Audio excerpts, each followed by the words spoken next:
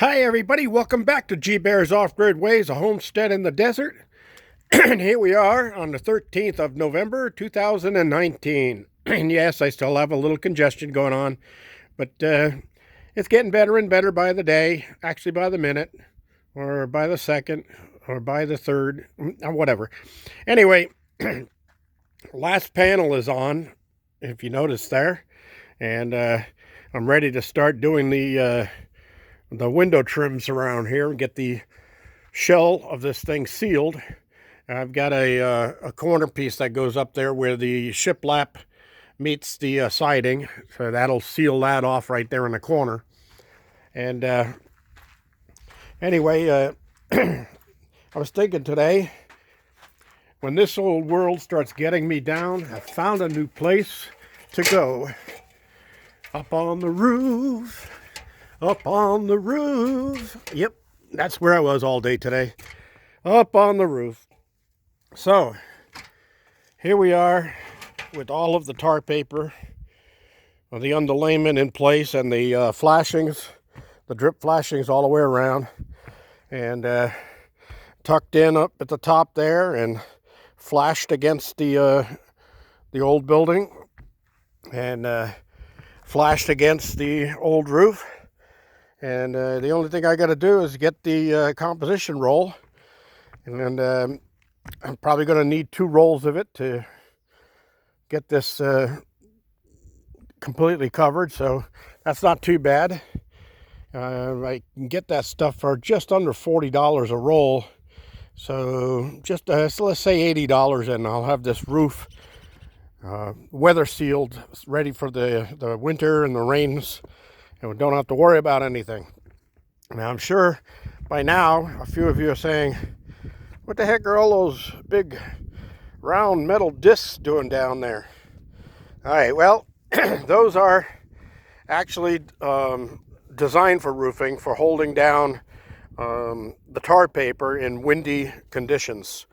And since I have windy conditions here, and it might be a little while before I get the composition roll on here, I wanted to make sure that I didn't have this lift up from any winds or tear or anything like that. So I went even one step further. I got my plastic roof cement up here, and after I rolled the piece out and got it to where it was measured and ready to go get nailed down, and then I flipped this edge back, and I put plastic roofing cement all the way along the seam. And I did a good 3-inch wide by, well, I'd say about a 3/8 thick seal all the way along there. And then I came back and I put my metal discs in place every 16 inches and put 3 nails in each one so that they just can't tear up if the winds pick up. But you can see some places where the plastic cement squished out, and there's one right here that's a little raised right there, right by my foot, and I just stepped on it and squished some more out of there. Yeah, it's got a good tight seal, and I'm not worried about water leaking or winds tearing this off now, so I should be good for the duration here. And if I get a surprise rain, I won't have to worry about damaging anything inside. I got my flashings in over here, and normally I would not put the top ones on until last, but since this is going to be a composition roll, it's just like the composition roll is going to go over the top of that, and you can see it's got a bent up edge on it. Well, when the composition roll goes over the top of that, if water gets behind it, all it can do is run down that flashing to the next piece of composition roofing, and then it's back out on the outside of the roof. So I did seal it on this end here, and I shouldn't have, but I had another small piece of flashing that's up in there to keep critters from going up underneath, and I didn't want that blowing off in the wind, so I can cut that sealant when I'm ready to put the roll roofing on, and I'll tuck it underneath that flashing this piece will go under the flashing. The next piece will go over it. All right, so that's it. I got my roof jack in place here, and that's the from the original cabin. That's the vent pipe for the bathroom, and it's looking good. All right, so let me climb down from here, and I've got it addressed a question, and I don't want to do that while I'm climbing down a ladder, because I need at least 3 points connected to the ladder while I'm going down, and I'm holding the smartphone in one of them. All right, so David Johnson questioned me about the type of rat bait I found, because I said I found some rat bait that's a non-poison that seems to have worked really well, because I don't have any more critters scratching or gouging up in the attic. So this is what I got. It's called Radex, ready to use pre-measured bait trays, and I still have a couple left here, and it says to make sure you wear gloves for this, but you just peel the plastic off and the trays are all set. And the only thing you have to make sure of is that you keep this stuff dry. So it says right here, formulated for indoor and outdoor use, poison-free rat and mice control, naturally derived, safe for use around livestock and pets when used as directed. Pre-measured, easy-to-use trays. It's perfect for professional and DIY use. Ready to use, pre-measured. And there's the active ingredients in it.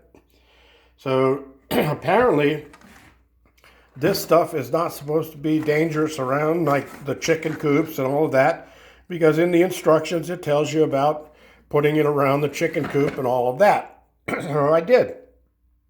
But I also put some up in the attic, and it says to keep it dry. If it gets wet, it loses its effectiveness. So you don't want this stuff getting wet. And we have no rain here predicted in the near future, so I'm not worried about that. But that's the stuff. I hope that that helps you and some of the others out there that have problems with rats and mice. So far, this stuff is working just fine.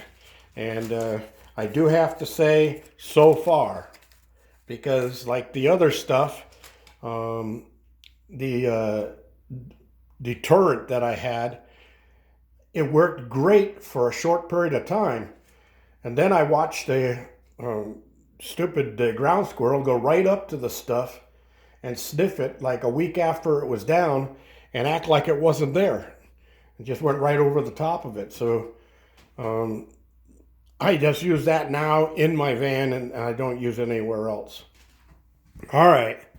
So that's pretty much about all.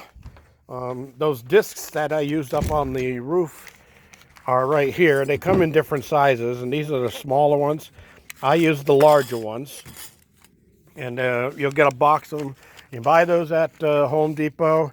You'll find them right where the roofing nails are. There'll be a box of them there. You can get the large ones or the small ones, and they are real handy for stuff like that. The nails will tear right through the paper, but if you use these things, the wind can lift and blow, and you'd have to get some really hellacious winds to tear those things up, especially with 3 nails in each one. All right, everybody. That's about it for now. This is G-Bear reminding you, give me a thumbs up down there. Don't forget to subscribe if you haven't already. Don't forget to share. And don't forget to thumbs up. And don't forget to... I forgot what I was going to say. All right, everybody. G-Bear signing off.